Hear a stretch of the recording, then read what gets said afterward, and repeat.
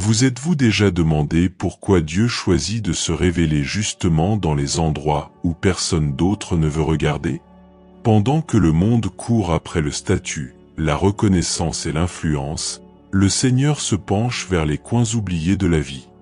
Il ne s'assoit pas à la table des puissants pour prouver qu'il est roi, mais il s'approche de ceux que le monde a laissés de côté, les blessés, les rejetés, les brisés intérieurement.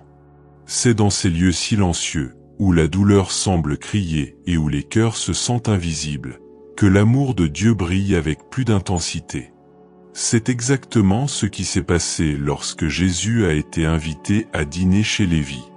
Là, entouré de collecteurs d'impôts et de pécheurs, il a montré au monde le cœur du Père.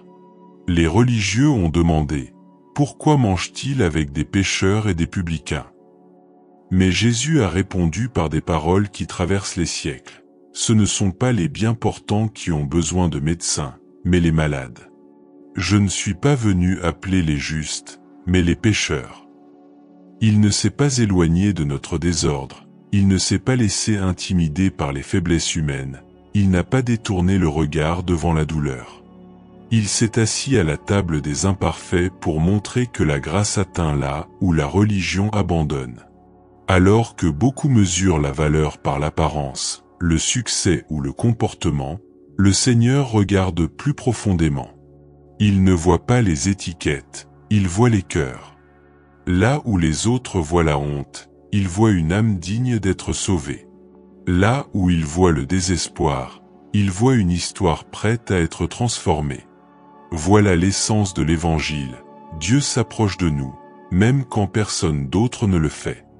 Il vient à la rencontre de ceux qui se sentent indignes, invisibles ou oubliés. Aucun de nous ne mérite ce qu'il donne. Nous ne méritons pas la vie éternelle, mais il nous l'offre gratuitement. Nous ne pouvons pas mériter son amour, mais il le répand sans mesure.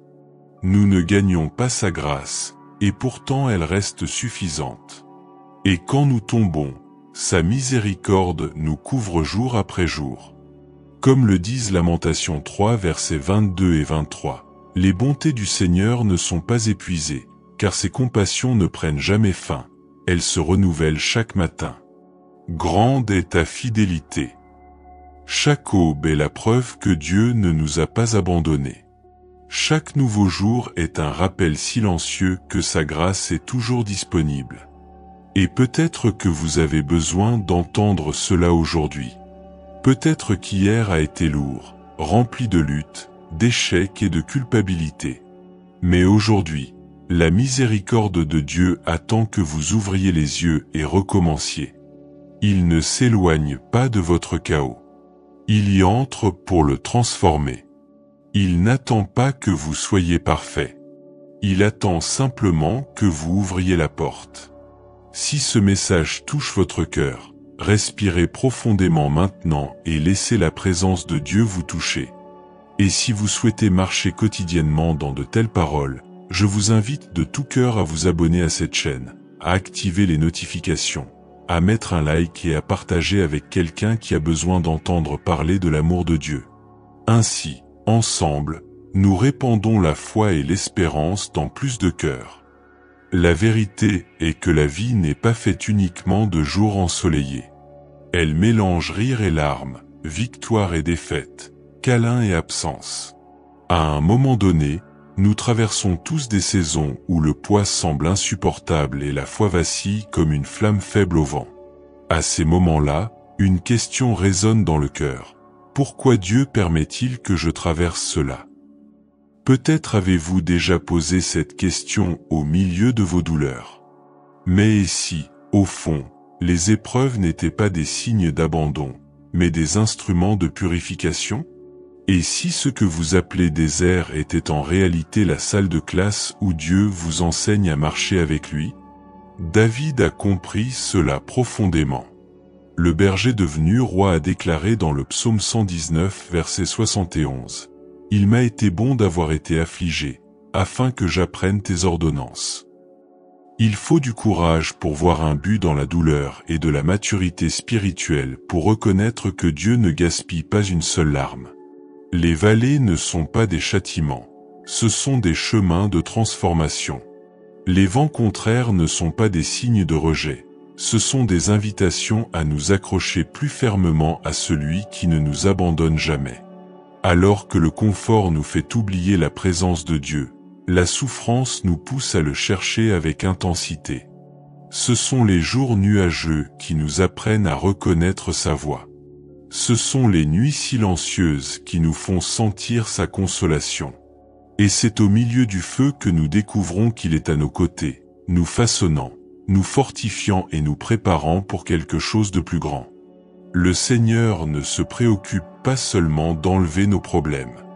Il se soucie de former en nous une foi inébranlable, une confiance qui ne dépend pas des circonstances, mais de sa présence. Souvent, nous demandons à Dieu d'éloigner la tempête. Mais il ne le fait pas toujours. Parfois, il choisit de nous enseigner à marcher sur les eaux. Il ne promet pas une vie sans lutte, mais il garantit qu'aucune bataille ne sera menée seule. Lorsque nous faisons face à la douleur, il est là, au milieu de la vallée, tenant notre main, même lorsque nous ne le sentons pas. Et c'est dans cet espace invisible entre la douleur et la foi que les racines grandissent le plus profondément. Vous ne comprenez peut-être pas maintenant, mais chaque larme versée a un but. Chaque longue nuit porte en elle des graines de croissance. Et chaque désert caché recèle des trésors spirituels révélés seulement à ceux qui persévèrent. Dieu n'est pas distant.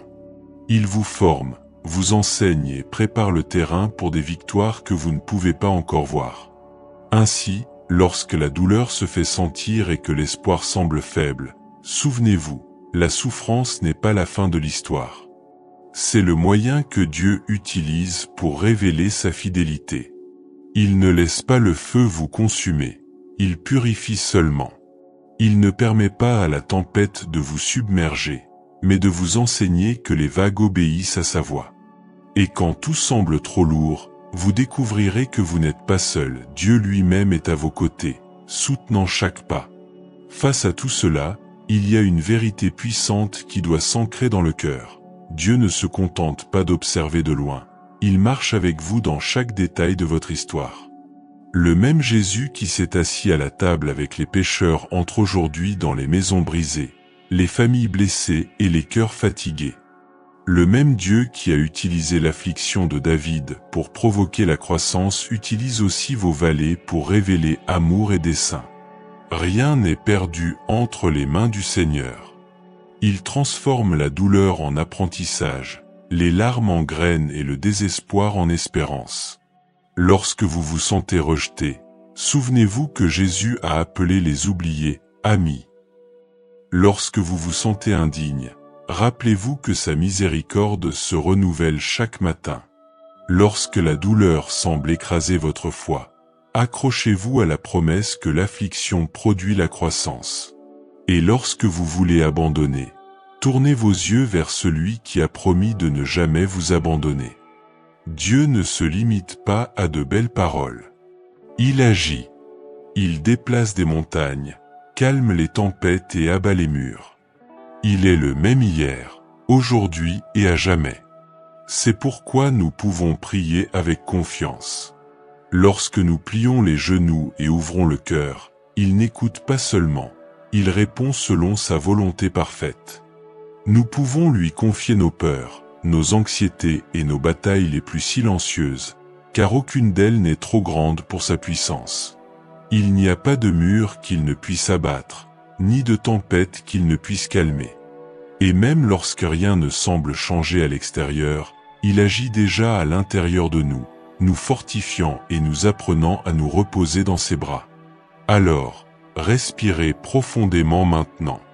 Fermez les yeux et laissez la présence de Dieu vous envelopper. Imaginez le Seigneur tenant votre main et disant « Je suis avec toi ». Aucune douleur n'est permanente lorsqu'elle est placée entre ses mains. Aucune bataille n'est plus grande que sa puissance. Aucune peur n'est plus forte que sa fidélité. Lorsque vous lui remettez tout, il prend soin. Lorsque vous avez confiance, il agit. Lorsque vous priez, Il répond même de façon que vous ne comprenez pas immédiatement. Et si aujourd'hui votre cœur est fatigué, souvenez-vous, Dieu est votre refuge. Il garde votre entrée et votre sortie. Il est Jéhovah Jireh, le Dieu qui pourvoit, Jéhovah Nissi, le Dieu qui combat pour vous, Jéhovah Shalom, la paix qui calme les tempêtes intérieures. Le Seigneur est aux commandes, même lorsque tout semble hors de contrôle. N'ayez pas peur. Ayez confiance. Restez ferme. Et si cette parole a touché votre âme et renforcé votre foi, recevez mon invitation avec amour. Abonnez-vous à cette chaîne. Activez la cloche pour ne manquer aucun message de prière. Laissez un like et partagez pour que davantage de vies soient touchées par la puissance de Dieu. Chaque partage est une graine semée dans le cœur des autres. Maintenant, unissez votre foi à la mienne et priez en silence ou à haute voix. Parlez à Dieu comme à un ami proche. Il écoute. Il agit. Et sa présence ne vous abandonnera jamais. Que la grâce et la paix de notre Seigneur Jésus-Christ soient sur vous et votre maison. Amen.